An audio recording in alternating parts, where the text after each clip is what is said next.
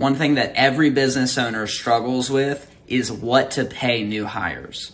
When you're trying to figure it out, you should really think long and hard about what kind of business you want to run.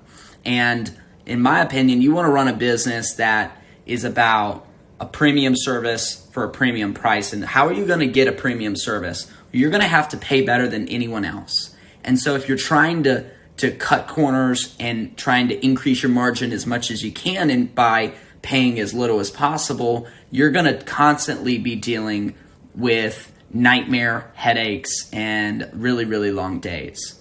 You're so much better to take care of the people that work for you and really go the extra mile in what you're paying.